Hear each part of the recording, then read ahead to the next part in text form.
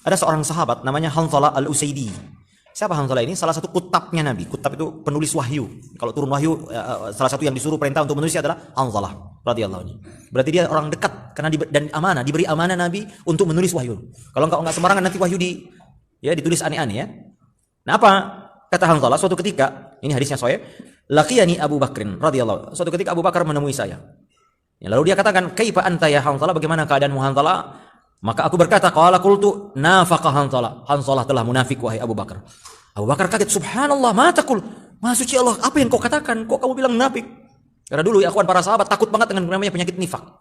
Maka mereka dulu berlomba-lomba senantiasa pergi ke masjid karena mereka dulu memahami, kata Ibnu Mas'ud, dulu kami menganggap salah satu orang yang terkena penyakit kemunafikan adalah orang yang malas berjamaah di masjid kaum muslimin. Maka itu termasuk tanda kemunafikan. Maka kami sering melihat dulu orang dipapa ke masjid dalam rangka ya untuk sholat berjamaah. Karena mereka tertakut tertimpa penyakit nifak.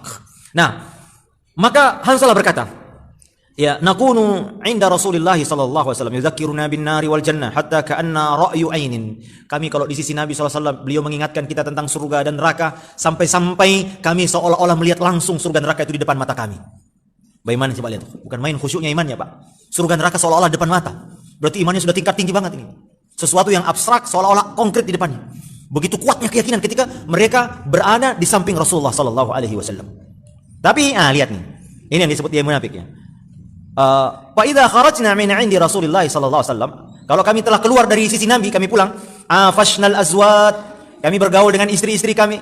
Ini saya terjemahkan menurut aslinya Pak ya, istri-istri karena memang mereka dulu mungkin banyak istrinya ya. Nah, kalau di sini kayaknya wajah penakut semua ya. Seperti saya. Wal aulad dan anak-anak, wad dayiat dan urusan-urusan dunia, bisnis, dagang ya. Fanasina katsiran, lalu kami lupa semua tadi surga neraka enggak nempel, enggak ada lagi di. Maka Bapak Ibu yang dimuliakan Allah ini, makanya Bapak Ibu, apakah ini kemunafikan? Apakah ini sesuatu yang tercela? Tidak juga. Yang kita lihat bagaimana apa kata Nabi sallallahu alaihi wasallam. Nah, ini manusiawi tabiat kita. Makanya hati ini tergantung bagaimana lingkungan tadi ya, bagaimana pengaruh ibadah itu ke hati itu luar biasa ya, amal-amal saleh. Nah, maka apa kata Abu Bakar? Antum tahu siapa Abu Bakar? Radhiyallahu an. Kata para ulama, seluruh umat Nabi Muhammad SAW dia yang terdepan dalam hal keutamaan. Tidak ada orang yang disuruh jadi imam kecuali Abu Bakar. Padahal Nabi masih hidup. Ya, tidak ada orang yang diminta menemani Nabi hijrah kecuali Abu Bakar radhiyallahu anhu. Nah, sayangnya coba lihat orang-orang Syiah hari ini mengatakan penyakit virus corona dari Aisyah Abu Bakar katanya. Allahul musta'an, masyaallah. Mereka suka gemar mencaci maki ya sahabat Nabi ridwanullahi alaihim ajmain. Dari mana apa hubungannya corona dengan Abu Bakar dan Aisyah? Yang saking bencinya dengan sahabat Nabi radhiyallahu anhum ajmain. Baik, hadirin mulakan Allah. Nah, apa kata Abu Bakar? Kata Abu Bakar ya. Kata Abu Bakar, "Pa wallahi inna lanalqa mithla hadza." Demi Allah, kami semua, saya termasuk seperti itu juga wahai Hanzalah. Bayangkan sekelas Abu Bakar juga terkena penyakit futur kayak ya. Cuman futurnya bagaimana nanti kita lihat ya. Jadi kalau sudah kumpul sama keluarga ya lupa semua kajian. Lupa semua ini. Yang ikut permainan, ikut ini. Tapi apakah tercelah? Mari kita lihat ya. Lalu mereka pun mendatangi Nabi sallallahu alaihi wasallam ya. Maka kemudian dia berkata, "Ya Rasulullah, nafaqah Hanzalah ya Rasulullah." Qala Rasulullah, "Ma wa madzaka?" Apa itu? Kenapa kau bilang munafik? Qultu ya Rasulullah, nakunu indaka. Kami berada di sisimu, tuzakkiruna bin nari wal jannah hatta ka'anna ra'yan. Kau ingatkan kami, ceritakan tentang surga dan neraka sampai kami melihatnya seperti seolah-olah langsung di depan mata kami. Fa idza kharajna min indika, kalau kami keluar dari sisimu, afasnal aswat, kami bergaul dengan istri, anak-anak dan urusan-urusan dunia kami, nasina katsiran, kami lupa semuanya. Faqala Rasulullah sallallahu alaihi wasallam, "Walladzi nafsi biyadihi," demi zat yang jiwaku ada di tangannya, "in law tadumuna ala ma takununa indi," seandainya kalian berada dalam keadaan seperti di sisiku, ya, di wala sahatkum. Jadi artinya seandainya keadaanmu sama terus seperti ketika ada di sisiku, sama terus ketika ada di siku di rumah ya, maka kata Nabi, la safahatkumul malaikatu, maka malaikat akan berjabat tangan dengan kalian di atas kasur-kasurmu, di atas jalan-jalanmu. Tapi walakin, tidak mungkin ini. Karena ikhwan lihat, kata Nabi SAW juga, istaqimu walan tuhsu. Istiqamalah kalian, tapi kalian tidak akan sanggup terus istiqamah. Ya. Makanya ada satu ayat yang membuat Nabi SAW cepat berubah.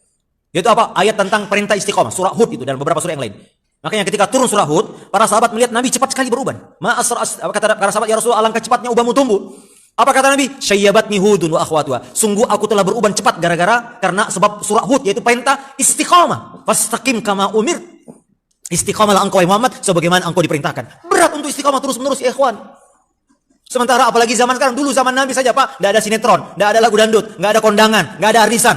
apalagi Bu, ya, nggak ada WA, nggak ada WhatsApp group. Tapi sahabat merasa futur, kenapa? Terkadang kami kalau sudah bergaul dengan anak, dengan istri, maka kami lupa dengan semua pesan-pesan nasihat Nabi SAW. Ya, kata Nabi, seandainya seperti itu, niscaya malaikat terus memberi salam sama kalian. Tapi kata Nabi, sa'atan wa sa'atan, sesaat demi sesaat. Sa'atan wa sa'atan, sesaat demi sesaat. Sa'atan wa sa'atan, sesaat demi sesaat. Para ulama ketika mensyarah makna di sini ada yang maknanya adalah bahwasanya setiap saat ada waktu istirahat yang dimana waktu ini untuk persiapan untuk beribadah berikutnya. Jadi ada saatnya kita mungkin masa kajian terus 24 jam. Masa kita terus di masjid, ada saatnya kita pulang ke rumah, ada saatnya bahkan Bapak Ibu, alhamdulillah Pak, di setiap tempat ada ibadah masing-masing. Waktu di rumah ada ibadah, melayani suami, melayani istri, berkhidmat kepada anak, melayani anak. Mungkin ada orang tua yang harus kita berbakti kepadanya, menyuapinya, membersihkannya. Ada saatnya kita di kantor mencari nafkah, ada saatnya.